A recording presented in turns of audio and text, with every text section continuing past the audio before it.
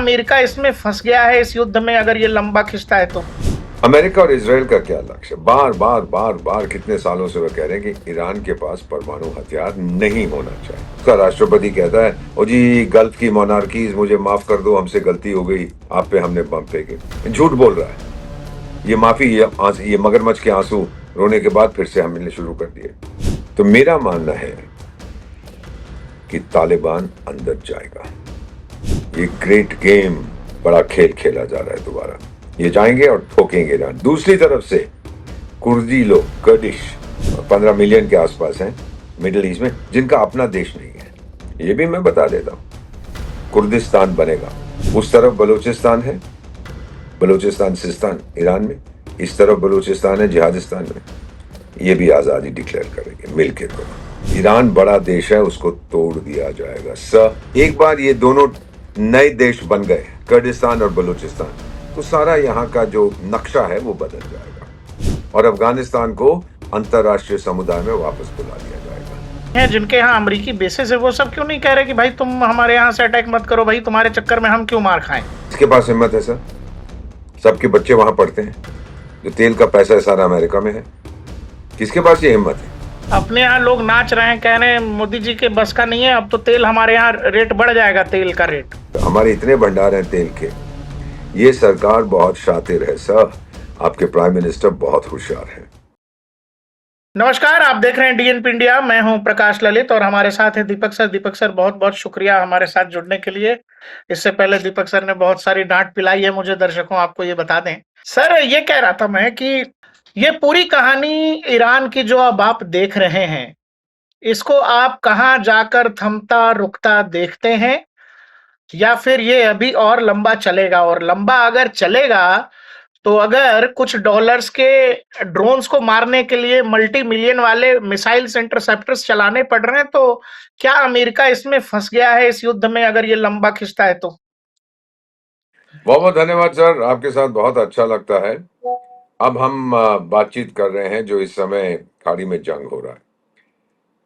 मेरी उम्र 75 साल की है, 52 साल कूटनीति में हो गए। जब भी हम किसी ऐसे ऑपरेशन में जाते हैं जिसे आप लोग जंग कहते हैं, जंग में होता क्या है सर कि सरकार उसको एनकरेज करती है।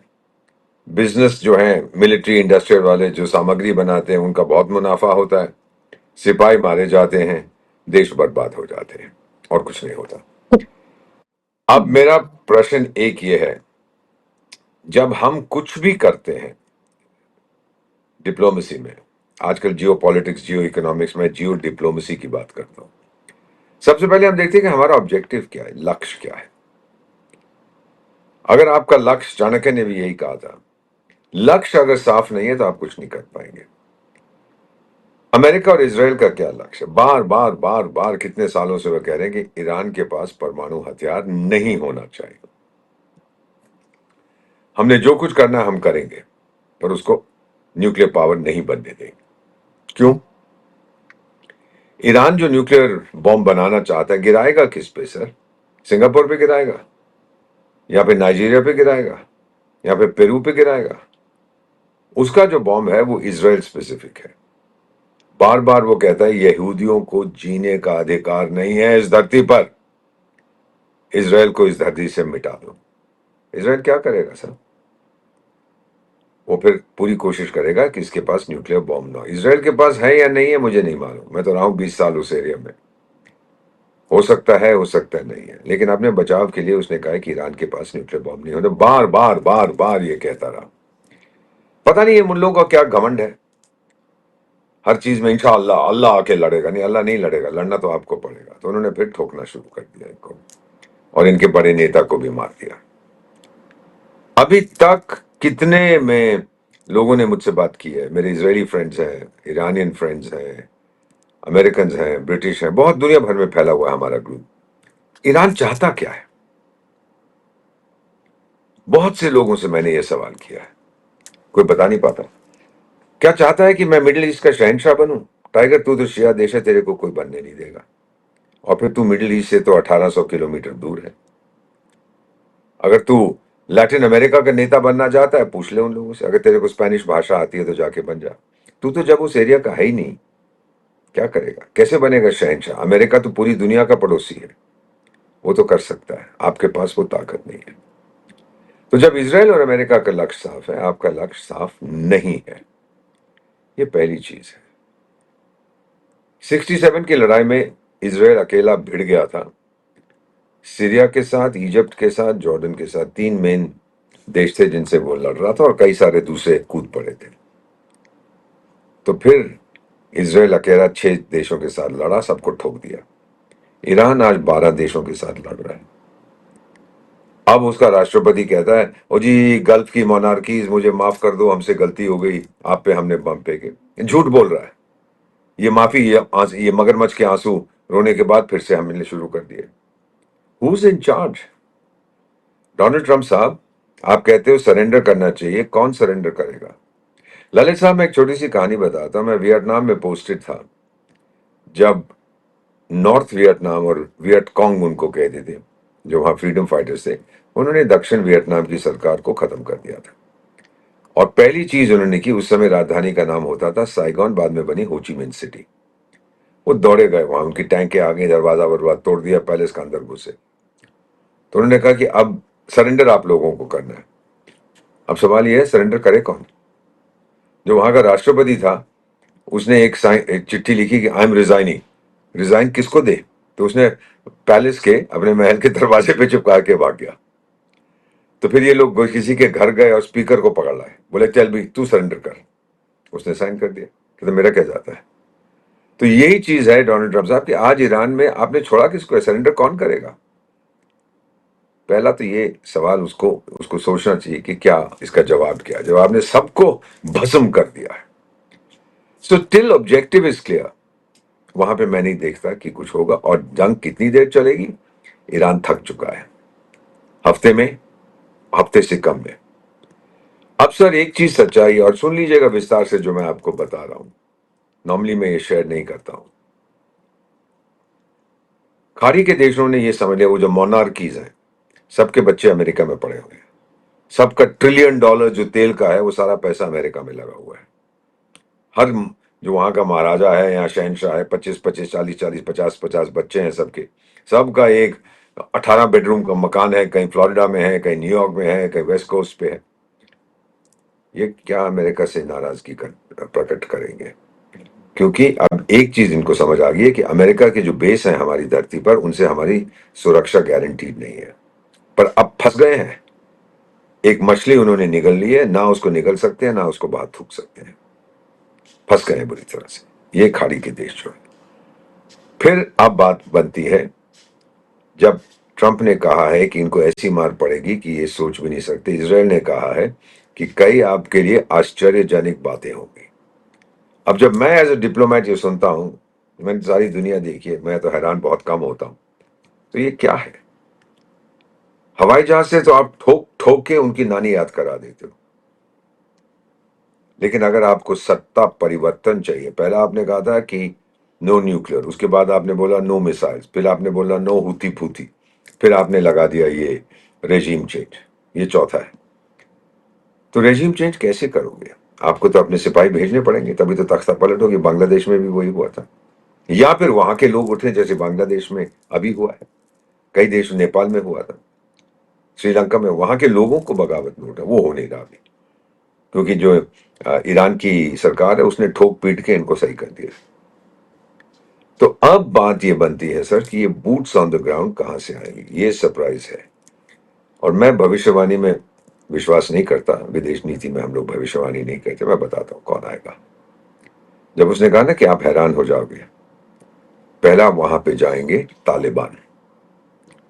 उनके पास 900 किलोमीटर लंबा बॉर्डर है ईरान के साथ।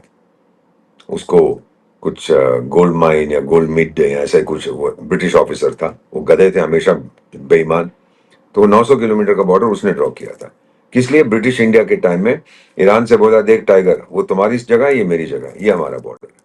900 या 905 किलोमीटर, मैं भूल गया हूं। पहले भी भिड़ चुके हैं। सुन्नी है, वो शिया है। जब अमेरिकन फोर्सेस भी वहां लड़ रही थी तो तालिबान फिर भी ठोकता था शिया को। ईरान के साथ उसके कई हमले हुए। हेलमंड नदी है, दोनों देश कहते हैं उसका पानी मेरा है, तालिबान कहता सवाल नहीं पैदा होता, वो मेरा पानी है। ये एक और पॉइंट है, फ्रिक्शन पॉइंट। तो मेरा मानना है कि तालिबान अंदर जाएगा। हथियार सारे तालिबान आपको याद, तालिबान, यही तो मैं कह रहा हूं। वो अमेरिका ने जो हथियार छोड़े थे, अमेरिकन ट्रेनर्स वहां पे हैं, उनको सिखा रहे हैं इनका प्रयोग कैसे होता है। ये ग्रेट गेम, बड़ा खेल खेला जा रहा है दोबारा। ये जाएंगे और ठोकेंगे ईरान। दूसरी तरफ से कुर्दी लोग, कर्दिश, जो कम से इराक से। कम इराक से, सीरिया से, कुछ ईरान में 15 लाख, 1.5 करोड़, 15 मिलियन के आसपास हैं मिडिल ईस्ट में, जिनका अपना देश नहीं है। सबसे बड़ा कबीला है, एथनिसिटी। फिर मैं बताता हूं कि ईरान, अ, अमेरिका को क्या मोहब्बत है कर्ड्स के साथ। आपने नाम सुना होगा अबू बकर अल बगदादी, वो जो इस्लामिक बगदादी। स्टेट का, जी हाँ, हाँ हाँ। इस्लामिक स्टेट का संस्थापक था। उसको सीरिया में मारा था अमेरिकियों ने, ढूंढ रहे थे, और कुर्दियों ने जाके कहा टाइगर उस गुफा में छुपा हुआ है, गए ठोक दिया उसको। उसके बाद अमेरिकी बोले भाई 700-800 थे अमेरिकन सोल्जर ने कहा भाई ठोक दिया, हम घर जा रहे हैं, खुदा हाफिज। तो करने का ठहर ठहर ठहर, हमारा क्या होगा? उसने कहा मेरे को क्या पता तुम्हारा क्या होगा। तो वो टर्की वाला जो अर्दोवान, आधा दरबान है, क्या नाम है उसका, आधा दरबान, जो भी गधे का नाम है। तो उसने कहा यार अमेरिकन चले गए, अब चलो ठोको कुर्दियों को, ये हमें बहुत तंग कर रहे हैं। उसने ठोकना शुरू किया। कुर्द दौड़े गए डोनाल्ड ट्रंप के साथ ड्यूरिंग ट्रंप 1.0 कि अंकल देखो ये हमें ठोक रहा है। तो फिर उसने एक ट्वीट किया था उस टाइम पे, वो अभी तक मेरे पास कहीं होगा, कि अगर तुमने कुर्दियों को तंग किया एर्दोगान, मैं तुम्हारी आर्थिक व्यवस्था को भंग कर दूंगा। मैंने ये पहले भी किया। तो फिर आधा दरबान दौड़ा गया, अंकल माफ कर दो, मैं पैर पकड़ता हूं, मैं जूते साफ करता हूं, मैं भोजन बनाता हूं, आपका बाथरूम साफ करूंगा, माफ कर दो, माफ कर दो, माफ। चुप हो गए। अब कर्दिश लोग, मेरे पास जो जानकारी है, 20 से 25 हजार लोग अंदर क्रॉस कर चुके हैं। तो जो ग्राउंड ट्रूप्स हैं, troops boots on the ground, वो तालिबान और कर्दिश, और ईरान कुछ नहीं कर पाएगा। एंड में क्या होगा सर, ये भी मैं बता देता हूं। कुर्दिस्तान बनेगा ईरान की टेरिटरी, सीरिया की टेरिटरी और इराक की टेरिटरी। वो उनका अपना, क्योंकि जितने कुर्दिस्तान। देश हैं यहाँ पर, जितने देश हैं फर्स्ट और सेकंड वर्ल्ड वर्ल्ड वॉर के बाद बने हुए, खासतौर से फर्स्ट वर्ल्ड वॉर के बाद, ये सब आर्टिफिशियल लाइनें हैं। वहां पे फिर नई हाँ। रीअलाइनमेंट की जो हम बात करते हैं वो नई बनेगी। फिर दूसरा सवाल उठता है, तो जिहादिस्तान, जिसका सऊदी अरेबिया के साथ एक डील है कि अगर तेरे पे हमला होगा वो मेरे पे माना जाएगा, मैं मदद करूंगा। अभी लेकिन मुलाकात सऊदी भी अरेबिया, हुई है एक। जी हाँ जी, वो तो बेकार की बातें हैं ना। वो तो उसको वहां गया पैसा मांगने के लिए कि जी मेरा $12 बिलियन का ऋण है, जरा माफ कर दो, मैं आपका खनसामा बनूंगा 10 दिन के लिए, मुझे वो पैसे दे दो। मेन चीज क्या है इसमें सर, उस तरफ बलूचिस्तान है, बलूचिस्तान सिस्तान ईरान में, इस तरफ बलूचिस्तान है जिहादिस्तान में। ये भी आजादी डिक्लेयर करेंगे मिलके दोनों। तो इसका मतलब एक हिस्सा जिहादिस्तान का, और वो जो सिस्तान बलूचिस्तान प्रोविंस है ईरान का, वो बलूचिस्तान बन जाएगा। ईरान बड़ा देश है, उसको तोड़ दिया जाएगा सर। मैंने अपनी जिंदगी में, अपने करियर में बहुत बार देखा है, जो बड़े देश होते हैं ना सर, टेरिटरी जिसकी होती है, उसको मैनिपुलेट करना, नचाना कठपुतली की तरह मुश्किल होता है। छोटे देश को आसान होता है। सूडान में 5 साल आपका राजदूत था, तोड़ दिया, 2 हिस्से कर दिए, सूडान और सदर्न सूडान। इथियोपिया में था, तोड़ दिया, इथियोपिया बन गया, एरिट्रिया बन गया। कैमरून का भी देखिएगा, टूटने वाला है। सही है गलत है, मैं कोई इस पे टिप्पणी नहीं करूंगा। कई टीवी डिबेट्स में ओ उसको ये नहीं करना चाहिए, तो जाके बोल ट्रंप को नहीं करना चाहिए। मैं कौन होता हूं कुछ कहने वाला? यहाँ बैठ के चिल्लाने से तो कुछ होगा नहीं। अगर ताकत है तो जा। अच्छा जी, भारत को आलोचना करनी चाहिए थी, किस बात के लिए भाई? क्या आलोचना करूं कि ट्रंप तो चोर है, डाकू है, गुंडा है? और कल को उसकी क्षमता सर, उसकी क्षमता मुझे चोट लगाने की बहुत ज्यादा है, मेरी क्षमता उतनी नहीं है। तो ये कहने से क्या मुझे मिलेगा? चाणक्य ने ये कहा था, पहले अपनी ताकत को असेस करो, उसके बाद अगला एक्शन हो। गाली देने से, उसको क्या हुआ गाली गलौज रशिद? से क्या मिल जाए सर? कि क्या मिलेगा? तो उसमें क्या है सर, कि एक बार ये दोनों नए देश बन गए, कर्दिस्तान और बलूचिस्तान, तो सारा यहां का जो नक्शा है वो बदल जाएगा। और तालिबान को क्या मिलेगा? ढेर सारा पैसा, मान्यता मिलेगी। और अफगानिस्तान को अंतरराष्ट्रीय समुदाय में वापस बुला लिया जाएगा। डू यू ये तो अंडरस्टैंड बहुत व्हाट आई एम बड़ी सेइंग? बात बता रहे हो दीपक सर, ये कहीं और भी तो नहीं बता दिया आपने? मैंने सर, मेरा परिवार, मेरे फादर का परिवार गजनी से है, अफगानिस्तान। मैं आधा पश्तून हूं, आधा पठान हूं। आप मुझे, पठान को, किराए पे ले सकते हैं, खरीद नहीं सकते। अब ये मैं पठान की एक्सक्लूसिव क्या, चलाने जा रहा हूँ इसको, चला दीजिए। एक्सक्लूसिव चलाने जा रहा हूँ कि ईरान का क्या होने वाला है और क्या क्या हो सकता है। मैंने मैंने मैंने किसी और को नहीं, मैं आपको शुरू में कहा था कि मैं आपके साथ शेयर कर रहा हूं, आप पे भरोसा करो, करिए करिए, I have nothing to hide. इसमें एक चीज और बड़ी मजेदार होने वाली है। ये जो छोटी मोटी गल्फ शेखडम है, ये मोनार्क है, मैं शहंशाह हूं, ये हूं वो हूं, ये अब सब इसराइल के साथ नॉर्मलाइज करेंगे, क्योंकि उस एरिया का दादा इसराइल होगा। अमेरिका कहेगा देख भाई, अच्छा, एक मैं थक गया एक हूं। चीज मुझे समझाइए, मैं क्लियर चाहता हूं आपसे इस पर कि ईरान जो है कह रहा है कि भाई हम अपने पड़ोसियों पर अटैक ना करें, नहीं करेंगे, बशर्ते उनके जमीन का इस्तेमाल हम पर अटैक होने के लिए ना हो। ये बात जो जितने पड़ोसी हैं जिनके यहाँ अमेरिकी बेसिस है वो सब क्यों नहीं कह रहे कि भाई तुम हमारे यहाँ से अटैक मत करो, भाई तुम्हारे चक्कर में हम क्यों मार खाएं? ये अमेरिकियों से बोलने की हिम्मत उन क्यों नहीं है इनके? किसके पास हिम्मत है सर? सबके बच्चे वहां पढ़ते हैं, जो तेल का पैसा है सारा अमेरिका में है। किसके पास ये हिम्मत है? मेरे पास तो तो नहीं है। इसराइलियों से दोस्ती कर लेंगे यहूदियों से? कितने सारों ने तो कर लिए। ये इब्राहिम अकॉर्ड में बाकी सऊदी अरेबिया भी करने वाला था, वो करेगा। लेकिन फंस गया इसमें, पता है कौन? जिहादिस्तान। क्योंकि आपने वो अग्रीमेंट साइन कर दिया पिछले साल सितंबर में सऊदी अरेबिया के साथ कि आप पे हमला होगा मैं सोचूंगा मेरे पे है, मुझ पे हमला होगा मैं सोचूंगा आप सोचेंगे आप पे है। जब तालिबान ने ठोका तो पिंजड़ी वाली मुनिया भागी गई, अपने सिपाही भेजो। सऊदी ने कहा बेवकूफ, मैं सिपाही क्यों भेजूं?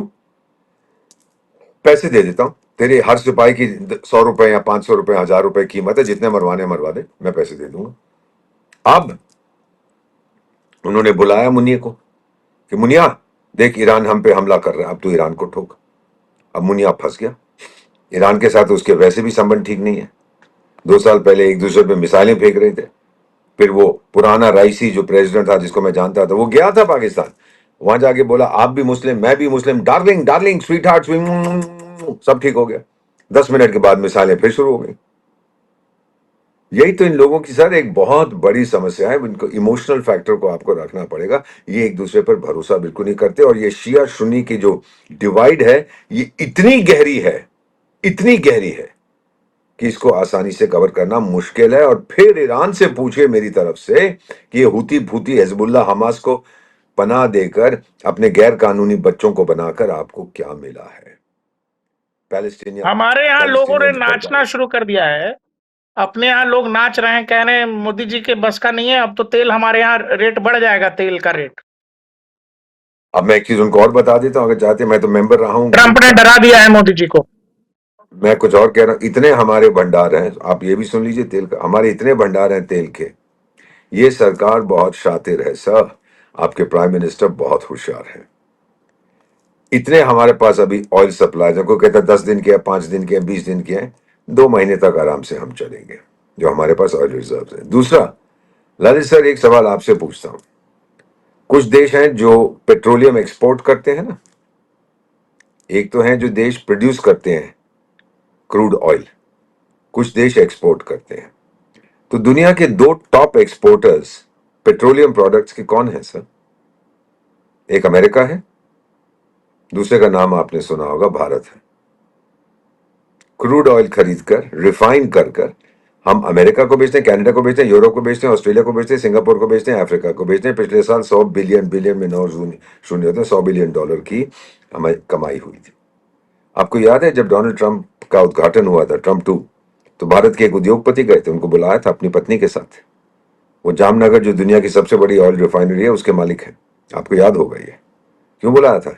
छोले खिलाने के लिए कि टाइगर, मेरा जो तेल है और जहां जहां से मुझे तेल मिलेगा, जैसे वेनेजुएला का उस समय तो एक्शन नहीं था बट प्लानिंग हो रही थी, जो वहां का हैवी क्रूड है, वो मेरे पास कैपेसिटी नहीं है उसको रिफाइन करने की, तेरे पास है, तेरी तो बहुत कॉम्प्लेक्स रिफाइनरी, तू कर और मिल के बेचेंगे। सो ये फिक्र मत करिए, जो सड़क पे नाच रहे हैं सब, मोदी साहब से जितनी नफरत करनी है करिए, भारत से क्यों नफरत करते हैं? मैंने पूरी तरह इसको स्टडी किया है, देखा है, बातचीत की है।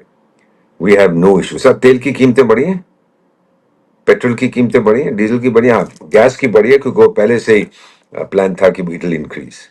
क्या हुआ है उसका? स्टेबल है ऑयल प्राइसेस। और अभी मैं त्रिपुरा से आया हूं सर, मैं अगरतला में था, वहां मीटिंग्स थी मेरी कुछ। कोई पैनिक नहीं है, कुछ नहीं। मैंने उनसे बातचीत की, मैंने कहा आपको डर नहीं? आपने ड्रम नहीं भरे हुए पेट्रोल से? किस बात के लिए? खुले आम मिल रहा है, जो पेट्रोल स्टेशन है सबके भंडार भरे हुए हैं। ईरान में उन्होंने प्रतिबंध लगा दिया। अब जंग कहां पहुंची है सर? ये मैंने बता दिया कि भारत में कोई फिक्र करने की जरूरत नहीं है। भरोसा भरोसा करो अपनी सरकार पर, हम पे भरोसा करो। जंग कहां तक पहुंची है? अभी तक तो पहले इसराइल ने उसके परमाणु सेक्टर्स को ठोका, राइट सर, जहां जहां बन रहे थे, या सामग्री थी या एनरिच यूरेनियम। उसके बाद उसकी मिलिट्री इंस्टॉलेशंस को ठोका। अब उसकी एनर्जी इंफ्रास्ट्रक्चर को ठोक रहे हैं। यहां तक कि आपने देखा होगा रिफाइनरीज को उड़ा दिया, आग लगी हुई थी, और तेहरान की नालियों में आग नजर आ रही तेल थी बह क्योंकि रहा है। जलता हुआ तेल बह रहा है। तो वहां पर अब ये एनर्जी इंफ्रास्ट्रक्चर, इसके बाद ये भी सुन लीजिएगा, अरे ह्यूमैनिटेरियन लॉ गया अमृतसर के छोले खाने, इसके बाद हॉस्पिटल्स को ठोकेंगे। स्कूल्स को देख तो कह रहे हैं कि हमने नहीं मारा एटसेट्रा, बच्चे मारे गए, और कुछ करें। जो भी उसके अमीर लोग हैं, रेजिडेंशियल एरिया, उनको ठोकेंगे। आप देखते जाइए सर, यही है इंटेंसिफिकेशन। नहीं तो इंटेंसिफिकेशन का मतलब क्या होता है? इतने बॉम्ब तो आपने फेंक दिया, और क्या करें? अब इंटेंसिफिकेशन का मतलब होता है जो हमारे पुराने टारगेट्स थे, अब हम नए टारगेट्स को ठोकेंगे। नहीं, ईरान लोग यहाँ कुछ कह रहे नहीं हैं कि और मोदी जी। जी को बोलना चाहिए, भारत को एक्शन लेना चाहिए, भारत को आगे बढ़कर बिल्कुल। बात करनी बता चाहिए। बताइए मुझे सर, मैं आपको एक मिनट के लिए पूरा प्रधानमंत्री, राष्ट्रपति, सब कुछ भारत का बनाता हूं, क्या करेंगे आप? आपसे पूछ रहा हूं। ट्रम्प को फोन करके करेंगे मार दूंगा तेरे को अगर तूने ये क्या? उसने कहा आजा मैं दिखाता हूं तेरे को। और क्या बोलेंगे? ये जो बात करते हैं ना मॉरल हाई ग्राउंड, कौन है ये लोग? ऑपरेशन जब सिंदूर हुआ था, किसी देश ने हमारी आलोचना नहीं की थी, वो सिर्फ तुर्की और वो क्या, वो भाईजान, अजरबैजान, वो तो खैर गधे की तरफ थे, खुद ही गधे हैं। लेकिन और किसी ने हमारी आलोचना नहीं की। बहुत से लोगों ने मुझे फोन करके, मैं विशेष सलाहकार हूं 3 अफ्रीकन देशों में, उन्होंने सबने फोन करके कहा आपने बहुत अच्छा किया, आपने एक नया नॉर्मल बना दिया है कि अगर कोई आतंकी हमला होता है तो पूरा देश उसका जवाब देता है। Very good. उन्होंने सराहना की। जिन लोगों को कूटनीति के बारे में कुछ नहीं पता वो उछलते हैं। मैं ट्रंप को क्या बोलूं सर? यूक्रेन और रूस का युद्ध हो रहा है, हमने ये कह दिया है ना कि युद्ध का दौर नहीं है, ये बुद्ध का दौर है, ये जो भी हमने कहा है। उससे खुश हो गए कि मैं पुतिन को गाली दूं तभी ये खुश होंगे? तो पुतिन को भी दे देता हूं, चीन को भी दे देता हूं, अमेरिका को भी, सारी दुनिया को दे देता हूं, फिर मैं अकेला बैठ के क्या कहते हैं, पूरी पूरी छोले खाऊंगा। This guys have no understanding of diplomacy. इसका हम जो कर रहे हैं बिल्कुल सही है। ईरान के एक पनडुब्बी, उसको अमेरिकन पनडुब्बी ने डुबा दिया ना, एक उसके पानी के जहाज को, तो उस बड़े पर भी कह नाराज हो रहे गए। थे कि आप आपने तो क्यों नहीं बोला। क्या बोलूं कि नहीं डुबाना चाहिए था? वो कहेगा ये तो इंटरनेशनल वाटर्स में है, भारत के पानी में नहीं था, श्रीलंका के पानी में नहीं, इंटरनेशनल पानी में क्यों गया? अगर तुझे डर था मत जाता, हमसे कहता टाइगर मुझे माफ कर दो। एक तो जापानी का जहाज आपका भारत में है, कोच्चि में, आपने कहा जी वो खराब हो गया जहाज, उसको ठीक कर दो, इसका भी कह देता। ये कहानी गहरी है सर। अमेरिका को बुलाया गया था इन नेवल एक्सरसाइज में पार्टिसिपेट करने के लिए, एक वॉरशिप आने वाला था, वो नहीं आया, लास्ट मिनट पे विड्रॉ कर गया क्योंकि उनको खाड़ी में भेज रहे थे वो अपने वॉरशिप्स को।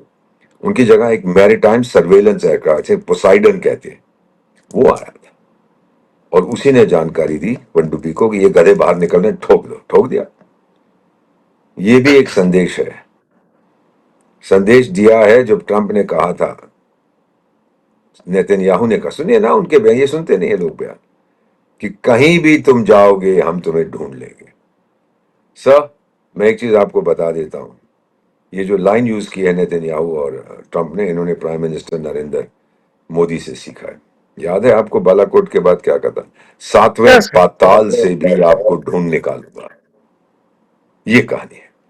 तो आ जाओ, ले जाओ, पानी का जहाज, नेवी तो है नहीं, खत्म होगी, दो चार जो बचे थे वो भी डुबो देंगे। अब ये जो दो बचे हैं, एक श्रीलंका में पड़ा, एक कोची में पड़ा, ये तो वापस जाएंगे नहीं। अब कब तक हम इसको करेंगे? क्योंकि बड़े कन्वेंशन है, एक है सेफ्टी ऑफ लाइव्स एट सी, उसको कुछ 16 16 से ऐसे कुछ कहते हैं।